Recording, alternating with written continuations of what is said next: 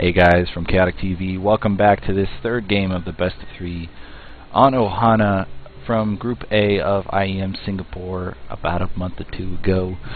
He is the presidential Obama toss in the top left. Playing for SK Gaming, he is MC. And spawning across the map from him, this is tt-esports PiG. From Australia. Yes. And we are right now tied at 1-1. This has been an impressive series so far with just some really strong play from PiG. He was not phased out at all in game 1 by MC's Stargate bluff. And not even by the Dark Templar in game 2. He's very aware and very scouting heavy, which I'm a big fan of. And his creep spread was very kind of immaculate in that last game, or in the first game, not so much in the second game. Either that, or he just makes one composition units no matter what. One or the other. Who knows? I'm curious, very much so, as to what we're going to see out of MC this game. He is the man of 1,000 builds, but he does start off every single one with that, at least in this series, with that low ground pylon. Yeah, for Protoss, around now it's fast expand or die. If you don't get that fast nexus up you, there's no way you're going to be able to keep up with the expansions of the Zerg player. We see the spawning pool come down before the expansions, of course, by PiG. He is not one of those super gutsy players to go 3 base, no hatch, like we've seen Nesty do, and Stefano even at some points. No, this is very normal for the Zerg. If you're playing against Protoss, you really can't go hatch first. They'll just plant on a pylon, get in your way at your main, at your natural, at your third even. They'll keep doing that stuff. You'll need to have at least the capacity of Zerglings to break down those pylons in order to get it going.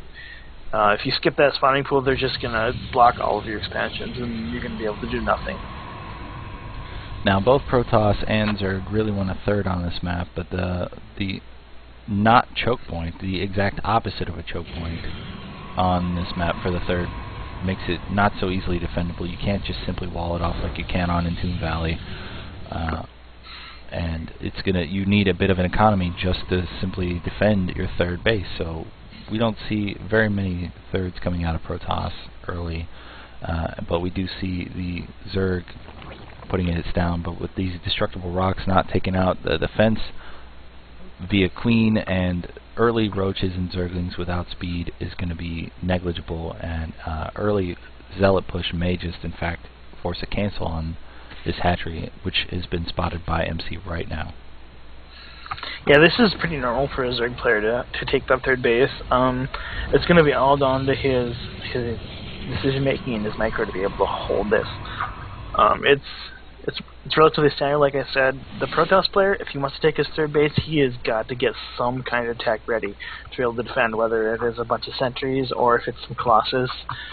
He wants to be able to hold that third base before he even ventures us to try to take it. And the Zergling from PiG is right now looking for a forward pylon, which has yet to be spotted or be built, but the probe, if he can ever get away from these two Zerglings, will do his very best to place down a forward pylon. Yeah, he had one Zergling just following the forward probe, and he had one Zergling just scouting all around, looking for that forward pylon. He knows that pylon could cause some issues if he's wanted to look the Zealots in behind in a moment of using all his Lyro for drones, for example. We do see +1 coming out of MC relatively early, before the 6-minute mark. It's almost halfway done.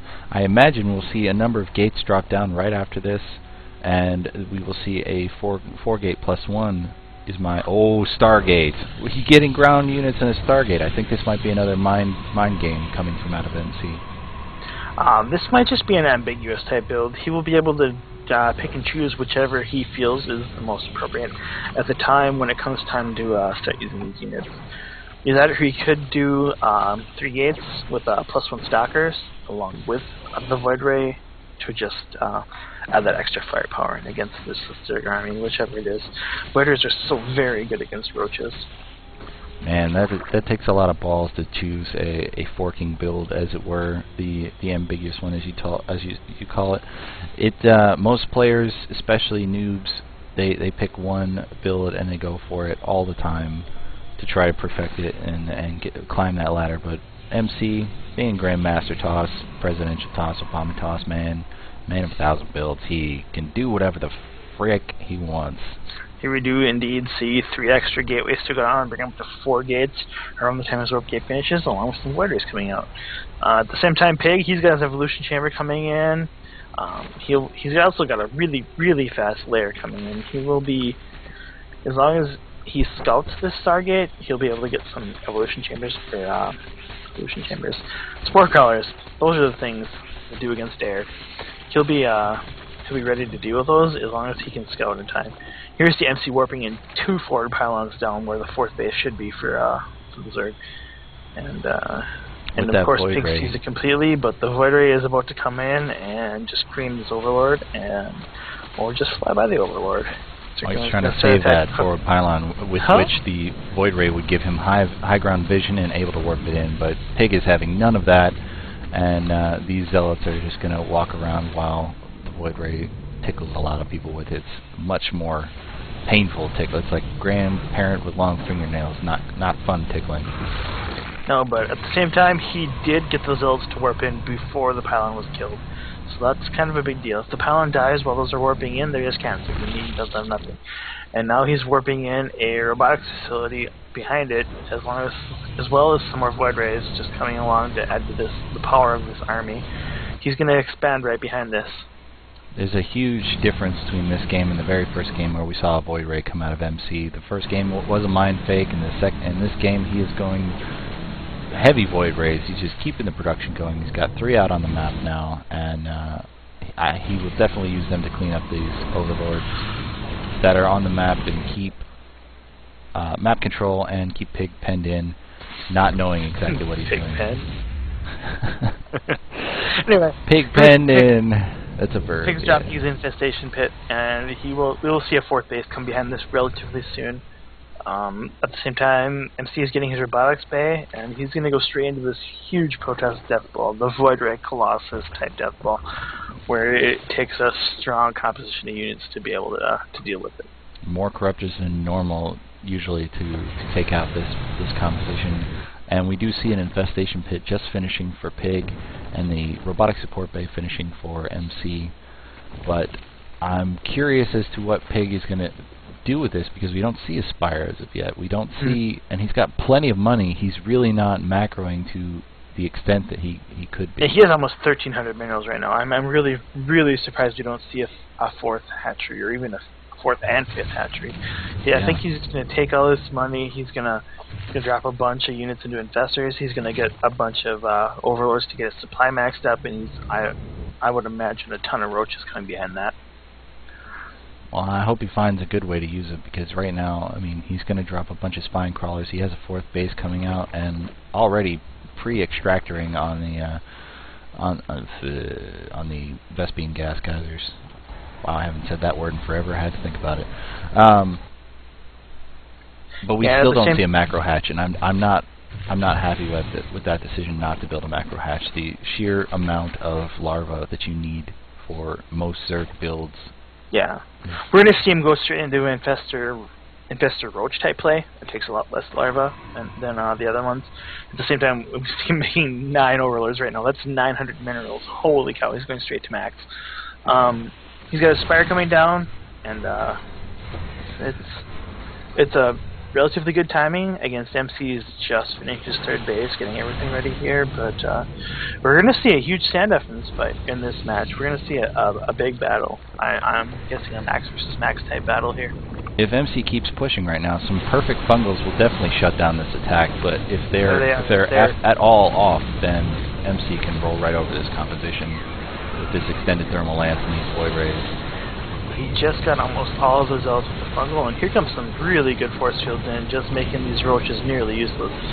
It's a great timing catching all these spine crawlers as they're just about to pop, and he's going to take them out after they get only a few pokes in. And the majority of his forces will be hurt on the hull, but he will pull back in time enough for them to I've defend just their finished shields. a full bunch more roaches. He's making as many roaches as he can. He's really reeling right now. He's really afraid of this army coming out. He's using everything he has to try to hold this off. If he can hold it, the skim will extend. If not, this is the end of the series for him.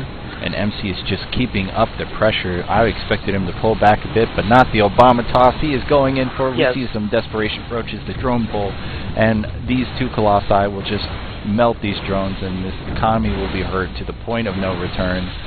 And the incredible micro by MC is just putting the nails in the coffin with a gigantic sledgehammer destroying the coffin as well. I mean, there's no point in denying it. These corruptors are too late, and there's too many stalkers right now. The reinforcing roaches are going to get picked off as they start streaming in, and these overlords are just there. Good game, well played from PiG. MC takes the third game and moves ahead in IEM Singapore. So from Chaotic TV, thanks very much for watching. I am Chaotic. And this is Eclipse. And we appreciate you watching. Like, comment, and subscribe. Give us some feedback. We love to hear from you. Cheers. See you next time.